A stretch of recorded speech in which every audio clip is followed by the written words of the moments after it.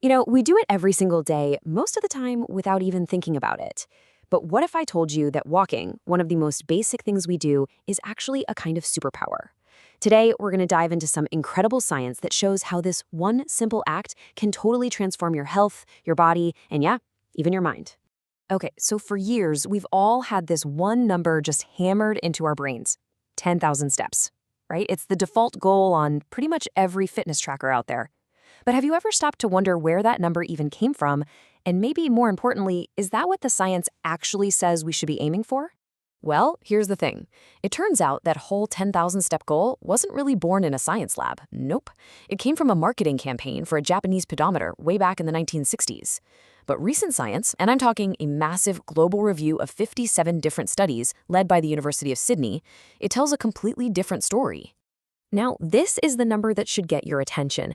That same huge study, it found that getting to just 7,000 steps a day can literally slash your risk of dying early by a staggering 47%. That's compared to folks who only walk about 2,000.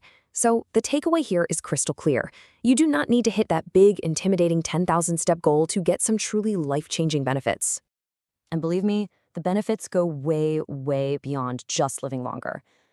Let's pull back the curtain and look at what's actually happening inside your body when you make walking a regular part of your routine.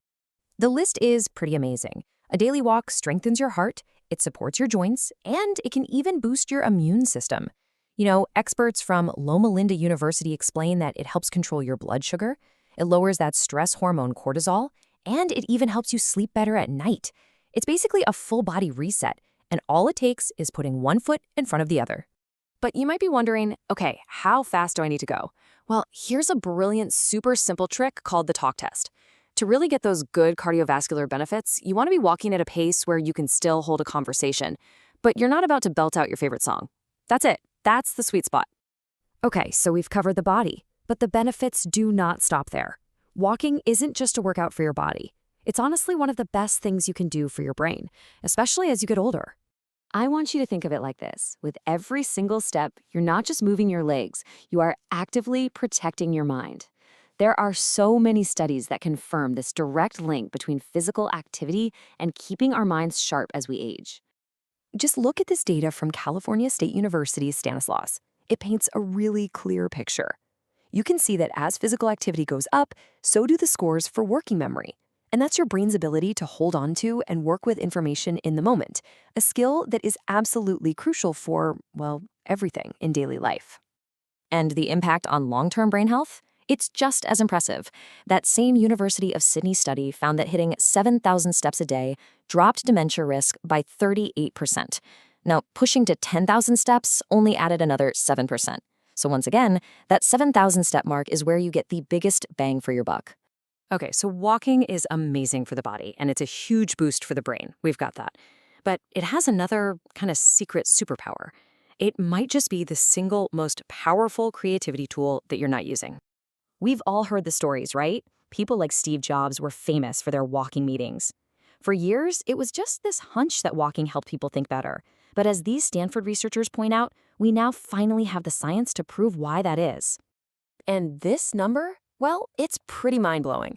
The Stanford study found that a person's creative output increased by an average of 60% while walking, compared to when they were just sitting down. 60%. That is a massive, massive boost. So what is going on here? Well, the researchers found that walking is especially good for something called divergent thinking. The best way to think about it is your brain going from a narrow, focused laser beam to a wide, exploratory floodlight. It's the whole process of just generating tons of possible solutions. So if you're stuck on a problem, the answer isn't to stare harder at your screen. It's to get up and go for a walk. All right, so the evidence is pretty clear. We know why we should be walking more, so the next logical question is, how?